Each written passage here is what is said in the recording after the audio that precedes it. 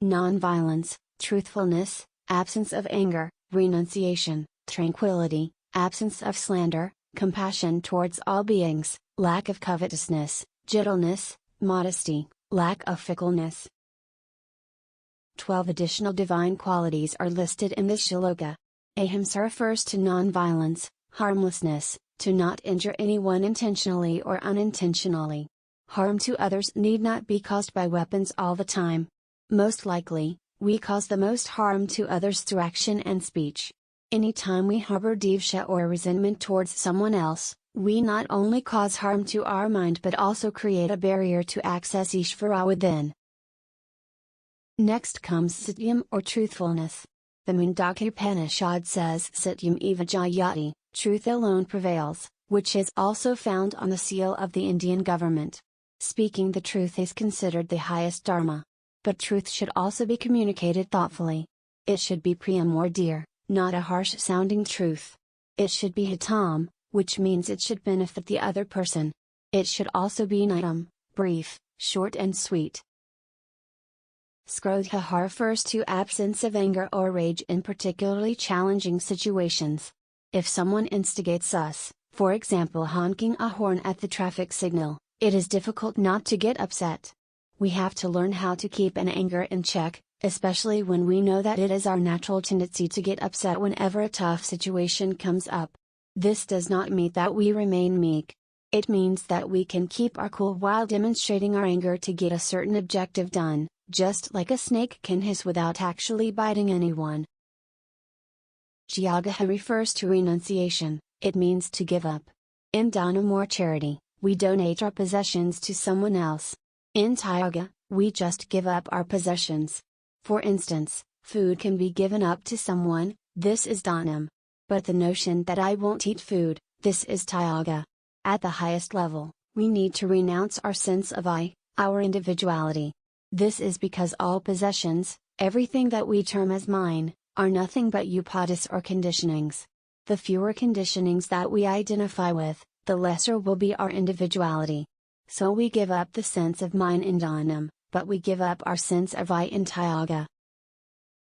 The next divine quality is that of shaantihi, which means tranquility or calmness. This refers to the quietening of our antakarana, of the mind, body and intellect. Even a tiny little thought of like and dislike can agitate our antakarana, just like a speck of dust can agitate our eyes. So just as we are careful to not let anything enter our eyes, we should train ourselves to keep our antakarana calm. Without calmness, progress on the spiritual path is not possible. Apaishunam refers to the absence of slander, to not find faults in others, to not gossip about others. A simple policy to follow is to not agitate others, and to not be agitated by others. Unfortunately, many of us can agitate others without even knowing it. A seemingly harmless statement that we make about someone can balloon out of proportion and cause extreme distress to that person. It is usually best to not indulge in gossip.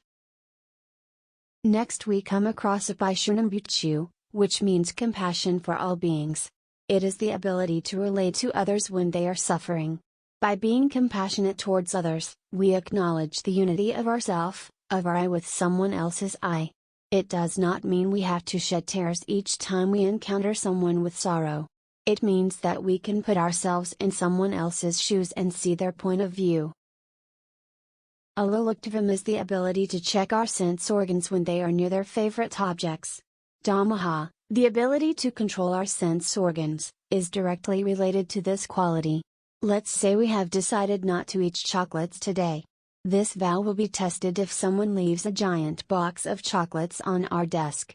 The power of the sense organs is so strong that we will realize that we have consumed chocolates only after the fact. So the ability to prevent triggers from breaking our self-control is called aloluptvam.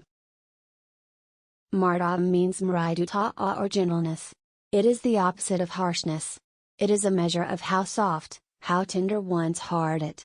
This is why children approach their mothers for requests rather than their fathers. Hreehi refers to modesty, the ability to discern between acceptable versus unacceptable behavior, between what is right and what is wrong. Finally, achaapalam is absence of fickleness. Many of us lack the ability to sit still. Our hands and legs are always moving or twitching. Or, we tend to speak when not needed, or let our eyes wander all over. All these are signs that we are not in control of our actions.